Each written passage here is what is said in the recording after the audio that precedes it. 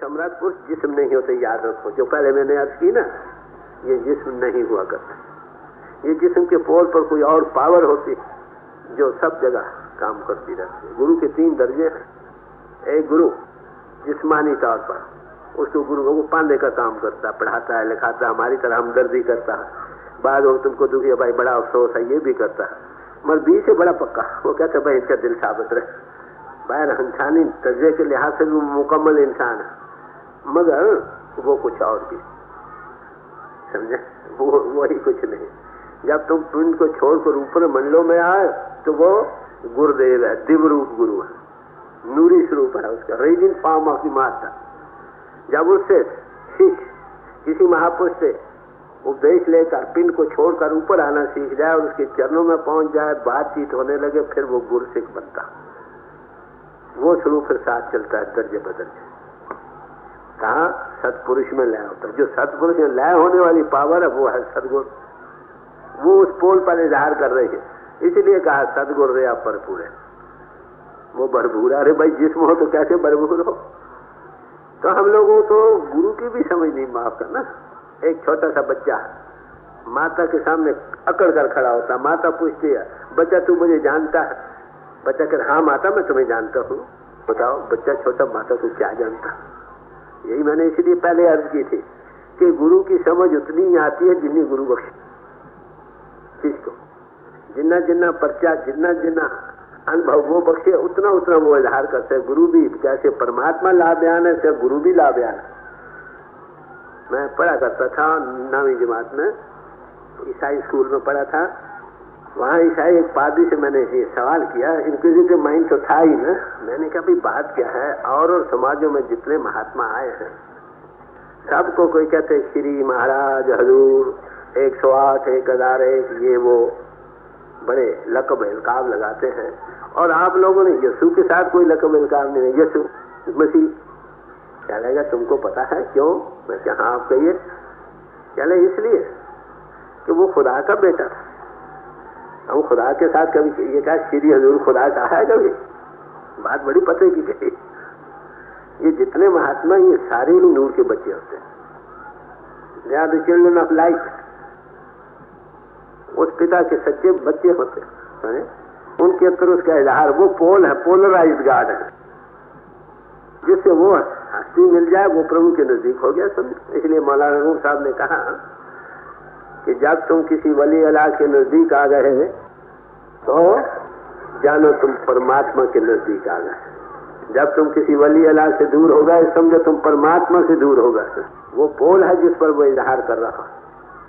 इसीलिए मौलाना रूम साहब ने कहा क्योंकि कर दी जात मुर्शिद रा कबूल, हम खुदा दर्जात शामद हम रसूल। जब तुमने किसी की मुर्शिद की जात को कबूल कर लिया, कहते खुदा और रसूल दोनों उसी में आ गए। वो दूर कहाँ रहे, अलग कहाँ रहे। तो फरमा रहे हैं कि ऐसे गुरु पूरे को हम लोच रहे। जब तुमने किसी की मुर्शिद की जात को कबूल कर लिया, कहते खुदा और रसूल दोनों उसी में आ गए। वो दूर कहाँ रहे, अलग कहाँ रहे। तो फरमा रहे हैं कि ऐसे गुरु पूरे को हम लोच रहे। वो कौन सा वक्त होगा जब मिलेगा? इस ऐसी तड़प जिस हृदय में हो, किस में होगी? जिसमें अंतर्लोचा मिलन की होगी, दूसरों में नहीं। ऐसे पुरुषों की रातें जाकर देखो कैसे गुजरती। कबीर साहब ने क्या कहा, दुनिया तो खाती पीती और मजे कर रही है, एंड दुखिया दास कबीर है बैठा रहो, जागे और रोए। किसी महात्मा के जीवन ले लो जिसके अंदर रूलिंग पैशन प्रभु के मिलने की बन चुकी है, वो उसी के पाने के लिए बेबल और तरसा। हर एक महात्मा के जीवन में ये तुमको चीज मिलेगी। क्योंकि ये है पेश खेमा उस प्रभु के आने का, समझे। जैसे फलदार दरख्तों में पहले शगुफे पड़ जाते हैं तो उसको को ये उम्मीद होती है कि अब प्रभु आएगा, फल पड़ेगा इसमें, समझे। जब बारिश आनी हो तो पहले बादल आ जाए तो बारिश की उम्मीद होती है। इसी तरह भाई जिस हृदय में इतनी बेबलता, सोज और गुलास, तड़प और बिरहा जागे, समझो प्रभु आने वाला। रावा बसरी थी, एक मुसलमान फकीर हुई है, उसके जीवन में बड़ा सोच रहा, प्रभु की नमाज पढ़ती, सुबह से पढ़ती रहती, रात पड़ जानी, फिर कहीं आधा घंटा सोचना, फिर उठकर पढ़ने लग जाना। लोगों ने पूछा, राबिया तू ये बता कि जब तू नमाज पढ़ती है खुदा पहले आता है या कि जब तू नमाज पढ़ चुकती है उसके बाद आता? तो कहने लगी, भाई खुदा पहले आता है, नमाज में पीछे पढ़ती। क्या तुमको कैसे पता लगता? कहते जब मेरे दिल में बड़ी जबरदस्त राव बिरा सोच और गुलाल बेचैनी बेहाली पैदा होती है, मैं समझता वो धक्का देने वाला आ गया। तो ये पेश है मैं उस प्रभु के आने का, जिन पाया तिन रोए, हंसी खुशी जे पियो मिले तक काम तो हाला। महात्माओं की जीवन तुम पढ़ो। गुरु नानक साहब से छोटी उम्र में दुनिया की तरफ चित्तवृत्ति नहीं थी। पिता ने देखा ये उदास है, चलो तीर्थों को भेजो। तीर्थों पर फिर क्या और उदासी बढ़ गई, लंबे पड़ रहे। वो किसी अपनी लगन में थे, घर वालों का एक अकलौता बेटा था। उन्होंने कहा भाई किसी वैद को बुलाओ। वैद आया, नब्ज़ें टटोलने लगा। इस वाक्य को गुरु साहब ने अपनी वाणी में बयान किया। वैद बुलाया, वैद जी पकड़ ढंडोले बाएं, बोला वैद न जाने कर करेजे मां। कि बोले वैद तुमको पता नहीं, ये तो करेजे में करक लगी पड़ी है, तू नब्जों में क्या टटोल रहा? फिर कहा जा वैदा घर अपने, जा अपने घर, तू हम तो अपने शव में रत रहे हैं, तू क्या कर रहा? मेरे अर्ज करने का मतलब यह है कि किसी महात्मा की बानी लो, किसी महात्मा की जीवन की पड़ताल करो, वो इस सिलसिले से गुजर कर ही बना, हंसी खुशी से ना कोई बना न बना। ये पेश है। तो कहते हैं जिस हृदय में इतनी तड़प हो उसको ही ऐसे प्रभु के मिलने की ख्वाहिश बन सकती। सब महात्माओं की जीवन बानी फरी पड़ी, इसको देने का सवाल नहीं, सिर्फ मजमून को समझने का सवाल है कि हमारे दिल में उस प्रभु के पाने की सच्ची तीव्र इच्छा होनी चाहिए। पहली बात, पिछले संस्कार बढ़ाए या यहाँ तड़प सच्ची हो, जब महात्मा मिल जाए तो काम बन सके। जो तन मन के पिंजरे में कैद है वो हमको तन मन के पिंजरे से ऊपर कभी नहीं हिला सके। जो इंद्रियों के घाट पर बैठा है, कभी जड़ और चेतन अलग नहीं की, चेतन स्वरूप को विचारा नहीं, जाना नहीं। चेतन रूप विचारो अपना, स्वामी जी महाराज फरमाते हैं। तब तक ज्ञानी सो जो चेतन हो, चेतन जो स्वरूप बन गया उसका नाम ज्ञानी। जड़ और चेतन को अलग करके जब ऐसा कोई महात्मा नहीं मिलेगा आपको कैसे ये चीज मिल सके? तो गुरु अर्जुन साहब यही बार बार करे, अरे भाई मेरे अंतर उस मालिक के मिलने की बड़ी जबरदस्त लोचा, उस लोचा के पूर्ण करने के लिए कोई मिलना चाहिए कि हमारे कब मिलेगा कोई पूरा गुरु नहीं। खेल खिलाए बालक रह ना सके बिन खीरे। अब मिसाल देकर समझाना चाहते हैं कि जिस तरह बच्चा को भूख लगी हो, उसको 100 माता खिलाए, बाहर ले जाए, किसी के बाहर भेजे, 100 बातें करे, वो एक नहीं सुनता। उसको दूध चाहिए, दूध मुंह में डाले चुप कर रही। 1000 खिलौने उसको खेलने को 2000 ये वो करो, वो एक नहीं मानता। कहते मेरी हालत इस वक्त एक ऐसे बच्चे की बन चुकी है जो भूखा दूध मांग रहा, दूध के बगैर उसकी कभी तृप्ति नहीं हो सकती। ऐसे ही और जितने खिलौने हैं ये हुआ, ये मुझे तृप्त नहीं कर सके। जिसके अंतर मालिक के बड़े मिलने की जबरदस्त ख्वाहिश हो, फिर वो क्या दुनिया की चीजें मांगता है? कभी सारे समुद्रों के मोती, जितने पहाड़ हैं, सबको खोद कर उसके हीरे जवाहरात सोना चांदी कीमती चीजें निकाल कर एक जगह ढेर लगा दो, और एक ऐसा पुरुष उस मालिक का प्रेमी है, मालिक का प्रेमी है, अरे भाई उसको कहे बता भाई तू ये लेगा कि वो, तो गुरु रामदास जी साहब फरमाते हैं कि इस तरह वो देखेगा भी नहीं। जब तक इतनी जबरदस्त ख्वाहिश न हो। एक महात्मा के पास 2 शिष्य गए, किस लिए? कि उनको उपदेश मिले। महात्मा नहा रहा था, क्या चलो भाई तुम नहाने चलो। नहाए, दरिया में नहाने लगे। जब बच्चा गोता लगाने लगा वो भी, तो उसकी गर्दन पानी में पकड़ ली ताकि बाहर न निकले। 1-2 मिनट रखा, तड़पने लगा, छोड़ दिया, बाहर सांस लिया मुंह खोलकर। क्या रे देख बच्चा, अगर तेरे अंतर जिस आप सांस लेने की ख्वाहिश जबरदस्त थी, अगर ऐसी ख्वाहिश प्रभु के पाने की जबरदस्त है तब तू आ जा। बताओ कितने लोगों को है सवाल पे। प्रभु का मिलना अवश्य जरूरी है जहां पर ऐसी सच्ची ख्वाहिश पैदा होगी। जहां आग जलेगी बेइख्तियार ऑक्सीजन मदद को आए। हजरत जुनैद थे, हजरत जुनैद फारस में हुए हैं। एक दफा दरिया दजला के किनारे जा रहे थे, घोड़ी पर सवार, घोड़ी अड़ी करने लगी, छोड़ दिया, चलो मैं सब तरफ खुदा का मुल्क है, चल भाई जिधर चलती है। घोड़ी सरपट हो गई, एक पहाड़ की कमर पर जा खड़ी हुई, उतरे, देखो क्या खुदा का करिश्मा है। वहां देखो तो एक आदमी बैठा, वो बेचारा बुतेरा ही महात्मा की तलाश में सिर पटकता रहा, ना मिला कोई महात्मा। आखिर के चलो भाई किनारे बैठेंगे, अगर जज्बे उल्फत में तो खींचकर आ ही जाएंगे। अगर सच में तरफ है तो देने वाला आएगा और जरूर आएगा। वहां किनारे जा, ऐसी जगह जा बैठा जहां कोई भी ना पहुंच सके, वो पहुंच गए। खैर बातचीत हुई, तसल्ली हो गई, उपदेश दिया। जब चलने लगे तो कहने लगा फिर अगर तुम्हें जरूरत हो तो फलाने शहर में फलानी जगह मेरा पता है, वहां आ जाना। तो किस बेपरवाही से वो कहता है, गो मुझे उससे इत्फाक नहीं, सिर्फ जज्बे को बयान करना है, हद अदब के अंदर रहना चाहिए। कहने लगे आगे जैसे तुम खिंचकर आ गए थे, फिर भी जरूरत होगी तो खिंचकर आ जाओ। भाई तड़प होनी चाहिए, जरूरत होनी चाहिए, सच्ची लोचा होनी चाहिए। प्रभु कहीं नहीं, वो तो तुम्हारे अंतर बैठा है भाई। और जिनने ये महात्मा है माफ करना, सो-कॉल्ड महात्मा को छोड़ दो, जो सच में महात्मा वो इसी काम पर लगे। मालिक कभी उनको इधर भेज देता है, कभी इधर भेज देता है, कभी उधर भेज देता है। अमृतसर का वाकया है, सुबह को वक्त था, मैं बैठा था वहीं, हजूर वहां गए थे लाला दुनीचंद के यहाँ। एक सिख साहब आ गए, मैंने पूछा भाई साहब कहाँ से आओ? कहते राज हजूर गए थे, कहा कि मैं फलानी जगह आया तो वहां आ जाओ। मैंने कहा आगे कभी दर्शन कहते हैं? कहने नहीं, आगे कभी दर्शन नहीं किया। जब हजूर मिले तो क्या तुम भाई आ गए वही? कहते हाँ मैं जाके।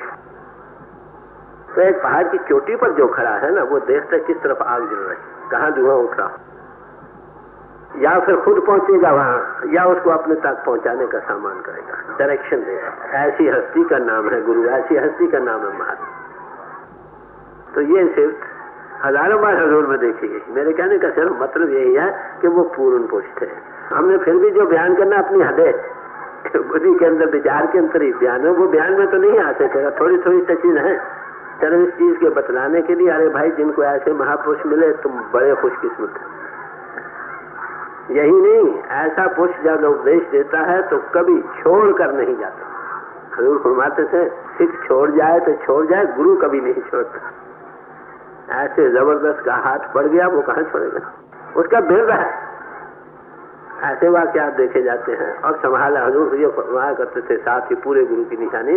अरे भाई नाम देना क्या है, एक चरखा काटने वाली लड़की भी दे सकती है। सवाल तो संभाल का है। अगर संभाल नहीं तो ऐसे गुरु और नाम कितने जबरदस्त वचन, क्यों नहीं के वचन, वो बड़ी छोटी छोटी मिसालें देकर बड़ी पुरमगज बातें कहा करते थे। अफसोस यही है कि हम लोगों ने उनकी कदर नहीं समझा, हमने उनको न पहचाना। बड़े थोड़े थे जिन्हों को उन्होंने बख्शिश की, थोड़े पुरुष तो ज्यादा सब पेट के पुजारी थे।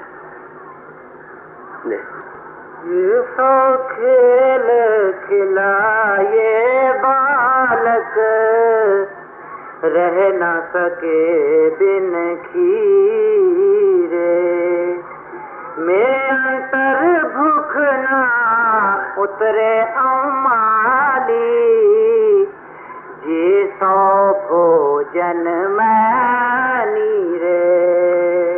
कहते हैं कि हे माता, हे माँ, अम्मा, मेरे अंतर वो जो भूख है ना मिलने की, पर वो मिट नहीं सकती। हाय हजारों भोजन दुनिया के दे दो, हजारों सामान दे दो, वो तृप्ति कहाँ हो सकती है जो गुरु से हो सकती है। भाई माता पिता का प्यार भी बड़ा जबरदस्त है, मगर गुरु का प्यार हजारों माताओं और हजारों पिताओं से ज्यादा लागर प्यार। वो हर वक्त यही चाहता है कि बच्चे पांव पर खड़े हो जाए। एक रात का समय था, मुझे हजूर के दर्शन को जाने के गर्मियों के मौसम थे। हजूर सबसे ऊपर छत पर विराजमान थे।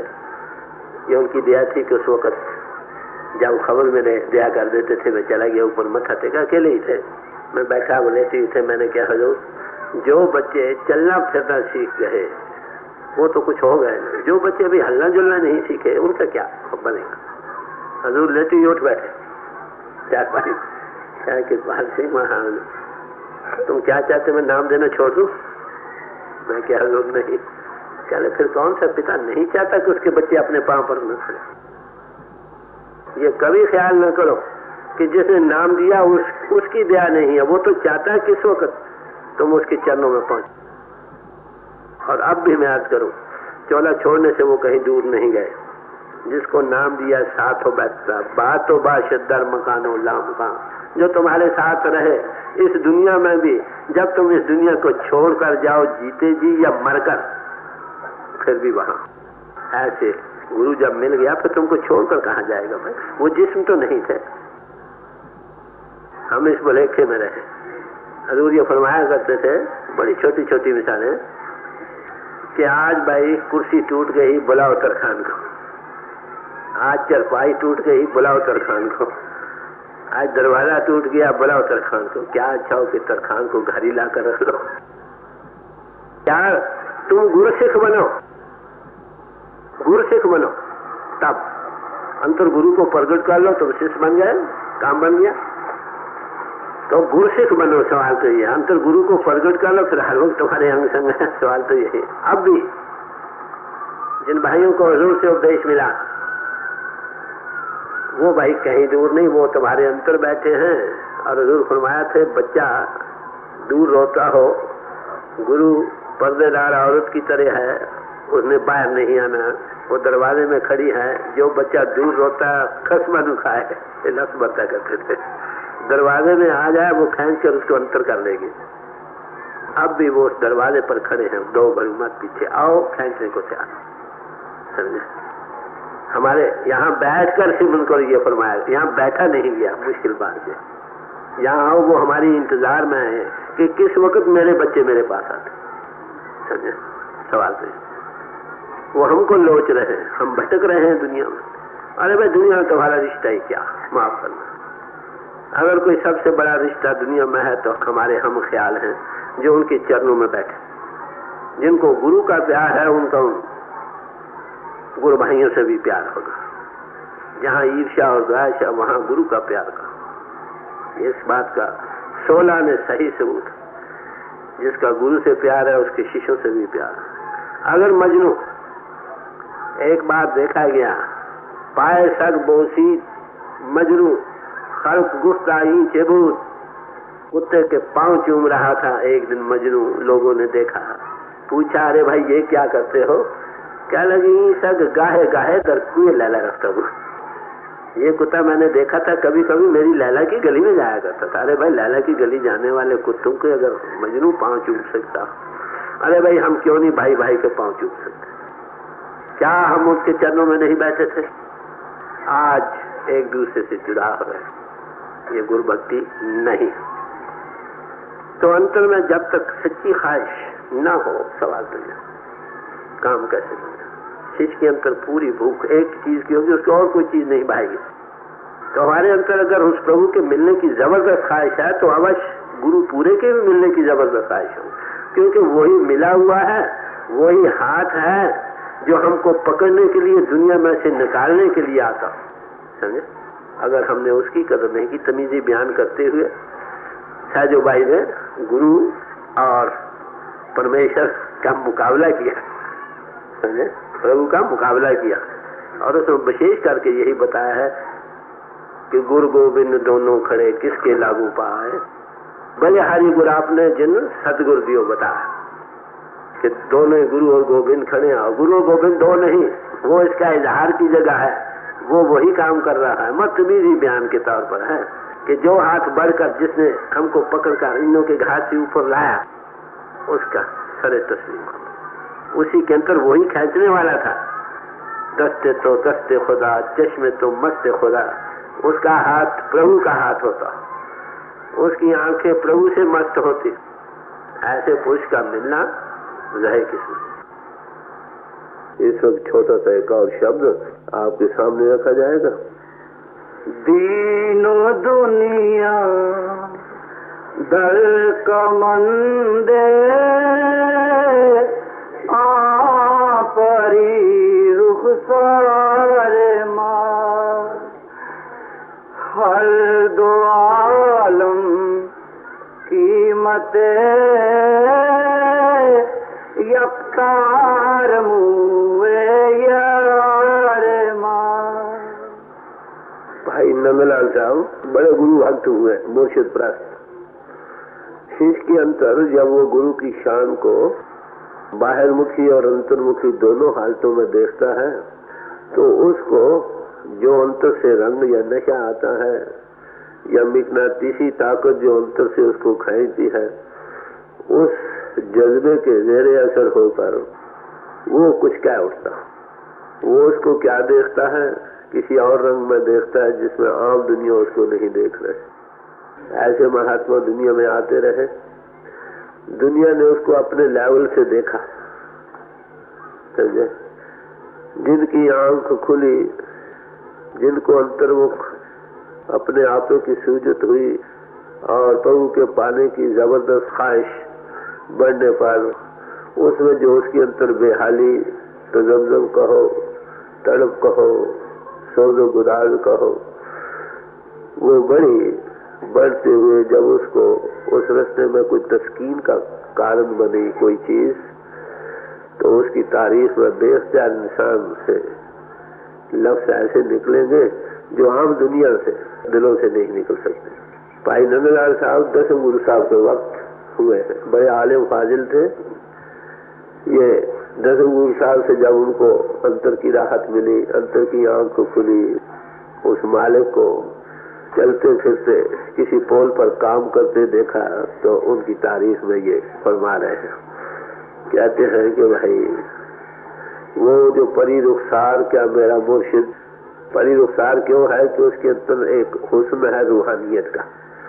जहाँ हुस्न होगा वहीं कशिश होगी, जहाँ हुस्न नहीं वहाँ इश्क भी पैदा नहीं होता, बुलबुल गुले दीवार पे शायदा नहीं होता। जहाँ कोई कशिश होगी, कोई रूहानियत का जज्बा, क्या कहना चाहिए, उसका इजहार हो रहा होगा, वो कशिश पाएगी।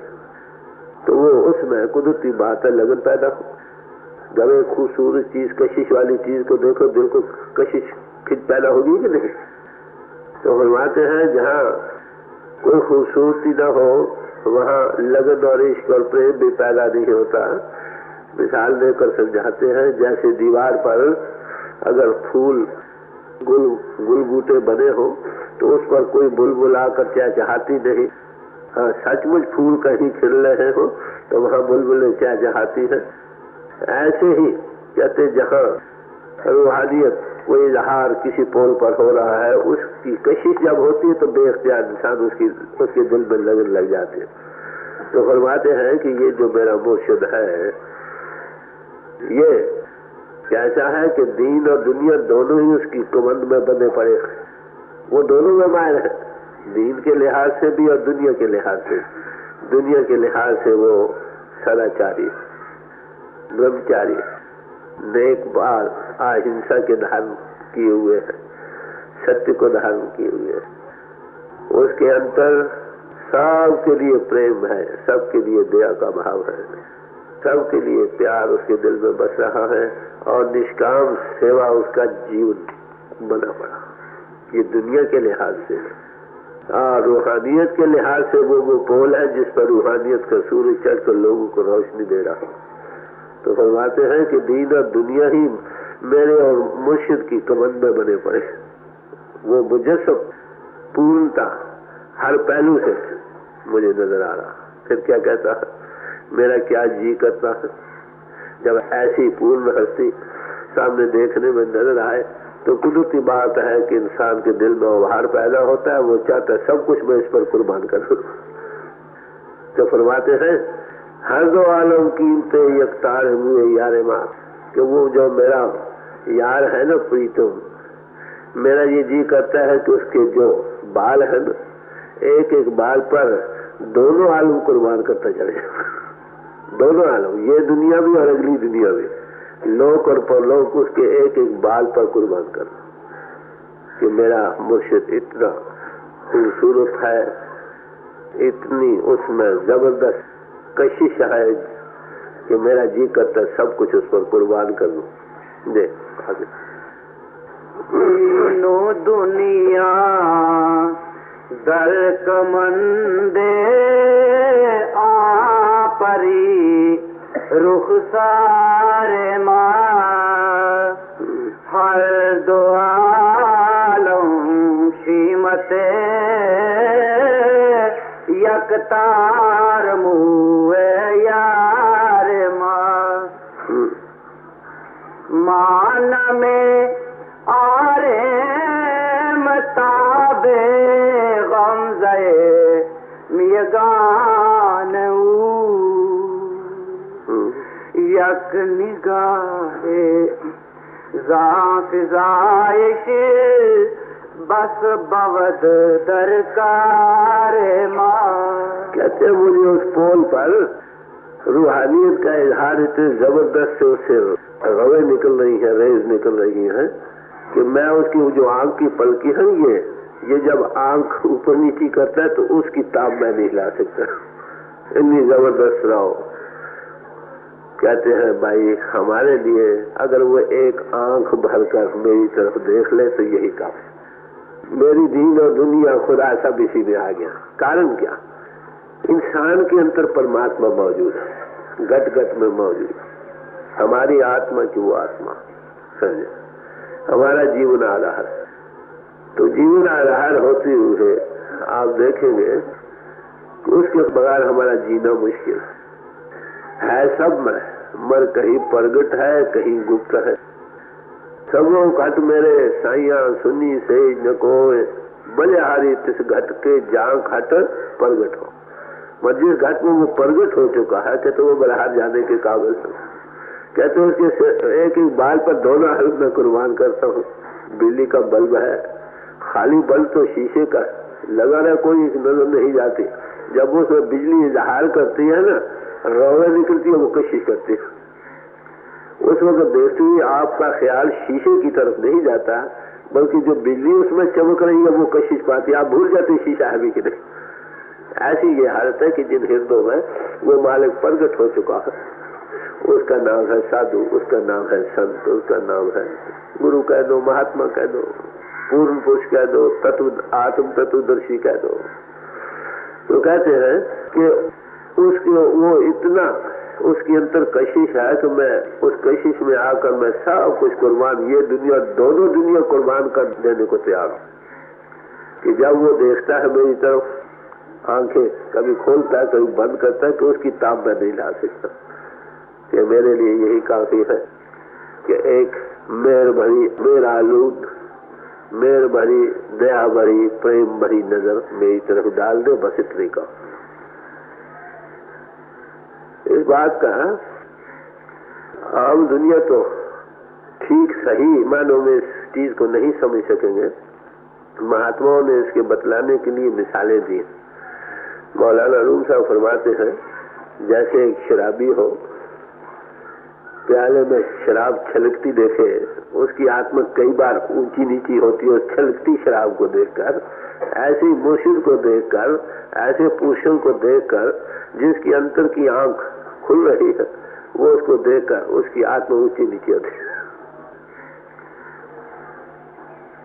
हजरत बाबू साहब फरमाते हैं, कहते मेरे जिस्म की ये जो लुए है, ये सारी आंखें बन जाए। इतनी आंखों के साथ अगर मैं अपने मुर्शिद को देखता हूँ, फिर भी मुर्शिद देख न रजा हूँ, फिर भी मुझे रंग नया से नया रंग आता। आम बुत यार वो जो बुत है ना, नया से नया रंग देखते चलेगा, रंग बदलता चलेगा, नया से नया रंग देता। असल में वो शीशा नहीं, माफ करना, उसमें जो इजहार हो रही ताकत है उसके मुख्तलिफ रंग। सच्चे मानव में वही गुरु है जिस्म के पोल पर इजहार करता। ये गुरु भक्त है, इनकी आंख खुली है, देख रहे हैं, उस नशे को बयान कर रहे हैं। जो शरीर से डरने वाले लोग हैं वो क्या कहते हैं? बंदगाने खुदा खुदा न बाशन, लेकिन से खुदा जुदा न बाशन। खुदा के बंदे खुदा नहीं होते, लेकिन खुदा से जुदा भी नहीं होते। इधर से कान न पकड़ा, इधर से पकड़ लिया। जिनकी आंख खुलती है वो लाद है फकीर होकर क्या कहता है, मन खुदारा आशकारा दीदो, दरसूर से इंसान खुदारा दीदो। कि मैंने उसको ज़ाहिरा जरूर इंसान की शक्ल में चलते फिरते देखा। यही गुरु अर्जुन साहब ने फरमाया, हरि जियो नाम पढ़ो रामदास। समझे, रामदास इंसान नहीं, हरि का नाम ही रामदास है, वो हरि उसमें बोल रहा। बात भी ठीक है। जैसे में आवे खस्म की बाणी पैसा करी ज्ञान में लालो, जो ऐसा जिसके अंदर एहसास नहीं जागा वो महात्मा भी कहा। महात्मा उसी का नाम है जो कॉन्शियस को वर्कर बन गया डिवाइन प्लान का। वो देखते वो पावर काम कर रही है। मेरा किया किसी न हो, जो हर भावे तो हो, ये कबीर साहब कह रहा। नानक दास बुलाया, बोले बुले शाह थे, गए शाहनायत के पास। कहते बाग था आमों का, दृष्टि साधन उन्होंने की थी, आम तोड़ा जेब में डाल दिया। शाहनायत ऊपर से आ गए, क्या अरे भाई तुम मेरे चोर हो, हमारे चोर हो। चल महाराज मैंने तोड़ा नहीं। चले मैं भी देखता हूँ कि तुमने तोड़ा नहीं, जैसे तुमने तोड़ा वैसे भी मैं जानता हूँ। यानी पहले दिन वो शाहनायत को धोखा देना चाहता।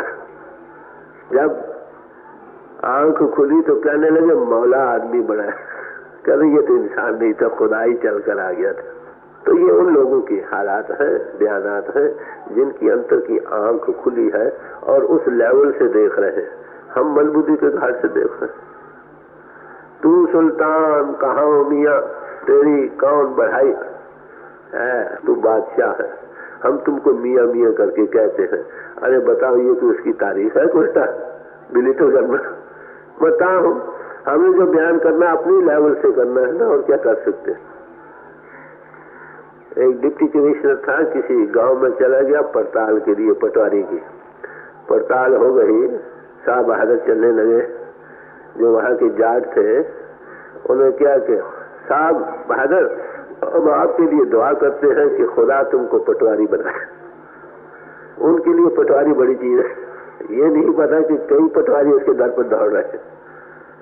तो जिनकी आंख खुली उनसे ये है, जिनकी नहीं खुली वो क्या कहते हैं, ऐसे पुरुषों को माफ करना कुराइया कहते हैं। गुरु नानक साहब जैसी हस्ती दुनिया में आई, हमारे जैसे माफ करना पढ़े लिखे आलमों फाजलों और पंडितों ने उनको कहा ये लोगों की अकलें बिगाड़ते, सो शायद में नहीं दाखिल होने देना चाहिए।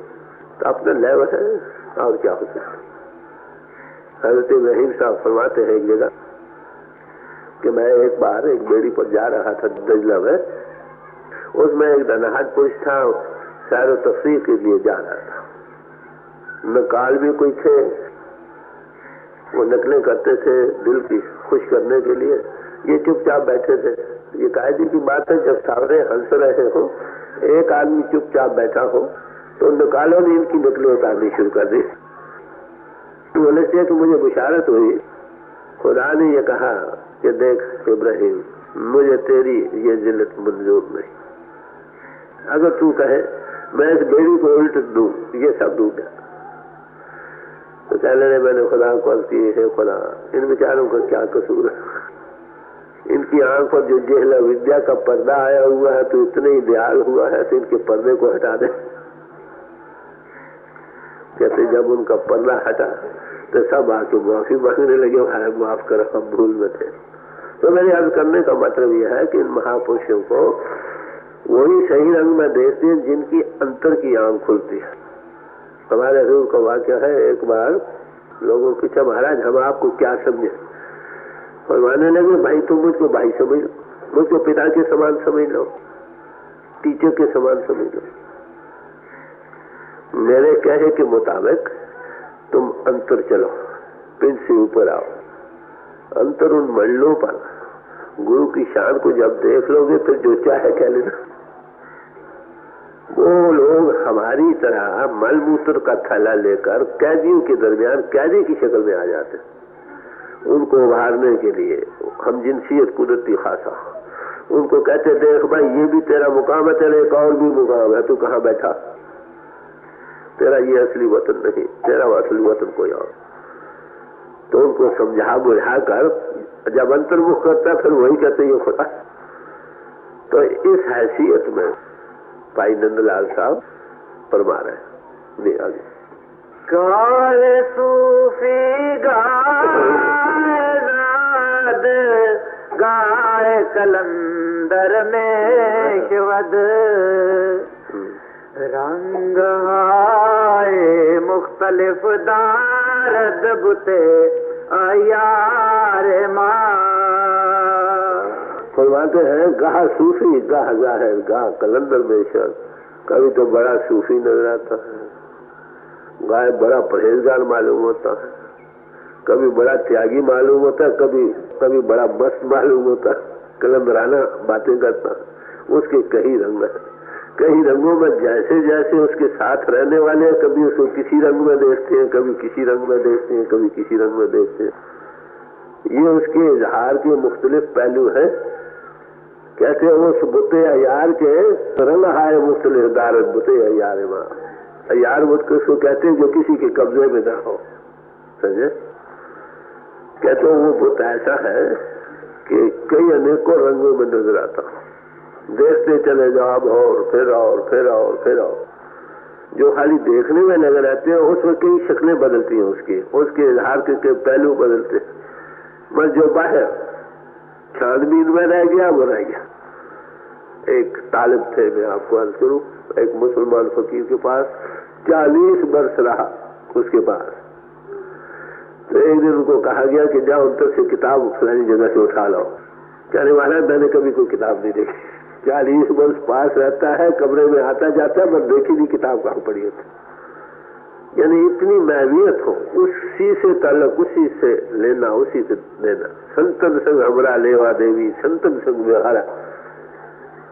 डायरेक्ट उसी से कंसर्न हो, किसी और चीज से ना, बाहर किसी सूत्रों से जो इजहार करने वाली ताकतों से महवियत। ऐसे पुरुष छलांगे मारते ही रूहानियत के रास्ते में तरक्की कर जाते। जो बाहर चुनी और चुनाव में रह जाते हैं वो रह जाते नहीं। बजुज आशिक नदान दहेज कस कीमत याकूत दानद चश्मे गौहर बार माँ। कहते हैं उस बेशकीमत हस्ती की कीमत कौन जान सकता कि कदर लाले बुजुर्ग आशिक न दाना से का, जो उसके चाहने वाला भक्त है वही उसकी कीमत डाल सकता। फिर क्या कहते हैं, कीमते याकूत दाना चश्मे गौहर बारे माँ। एक कहता है भाई एक और बात है, मेरी आंखों से जो बसते हुए मोती है ना आंसुओं की, या उसमें मैं देख रहा हूँ कि वो क्या चीज। पहले कह दिया कोई आशिक, कोई भक्तजन मुर्शिद को असल रंग में देखता, ये कह दिया। कहते हैं या मेरी आंख देख रही है जिससे आंसू टपा टप गिर रहे मोतियों की, मैं उससे देख रहा हूँ वो क्या नजर आ रहा। वो खुश फिलसफों से नहीं देखा जाएगा। बात ये, वो प्रेम की नजर से देखो। लैला काली स्या थी, माफ करना मिसाल बड़ी बदी है मगर हमारी गल से गल है इस वक्त। तो मजनू उसे चाहता था, तो किसी शायर ने कहा कि लैला रा बचश में मजनू बायती। लैला को अगर देखना हो उसकी खूबसूरती तो मजनू को आंखों में बैठकर देखो। अरे भाई इन महापुरुषों की बढ़ाई को देखना हो, उनकी शान को देखना हो तो किसी भक्तजन की आंखों में दाखिल होकर देखो, वो क्या, वो किसी और रंग में नजर आएगा। एक बार लाहौर का वाकया है, सत्संग में बैठे हुए थे हजूर भी, बहुत लोग अमीर ज्यादातर आगे जा बैठते थे, मैं भी गरीबों की कतार में बैठा हुआ करता। एक बार कोई साहब थे अमीर, वो आगे बैठते ही किसी सबब से मेरे पास अब बैठे, फिर दोबारा दूसरे दिन फिर आप बैठे। तीसरे मैंने कहा भाई आपकी जगह तो आगे है, पीछे क्यों आते? क्या नहीं, यहाँ से हजूर की कोई और ही शक्ल नजर आती। तो मेरे अर्ज करने का मतलब है कि अगर किसी को देखना हो तो वैसे लेवल से देखो तब नजर आए ना। जिसको आंख ही ने प्रभु ने नहीं दी, माफ करना, फिर वो क्या देखेगा? मोइनुद्दीन चिश्ती साहब ने फरमाया कि अगर उसको देखना है तो अक्ल की आंखों से नहीं देखो, उसको प्रेम की आंखों से देखो, फिर वो नजर आएगा वो क्या। प्रेम रूह का जज्बा है, माफ करना, अकल बुद्धि का जज्बा। बुद्धि के जज्बे में जो बुद्धि से ऊपर, वो कैसे उसका इजहार नजर आएगा? वो तो तनकीरें करता रहे। नहीं, हर नफस गोया बया दे नरगसे मखमूरे बादहाए शौक में नौशद दिले होशियार फरमाते हैं हर नफस गोया बजा दे नर्ग से मखमूर, उसकी नजर जो नशे से भरी हुई है। कहते हैं गोया इनका तखल्लुस है कि मेरा दिल हर वक्त उसी नशे को याद कर रहा, एक बार देखा सारी उम्र के लिए गया। भाई दुनिया में मिसाल है कि आंख का मारा कहीं का नहीं रहता, ये दुनियावी आंख का सवाल है। और जिस आंख में प्रभु का इजहार हो, उसकी नजर पड़ी जिस पर पड़े वो कहाँ का रह जाता, आप बता।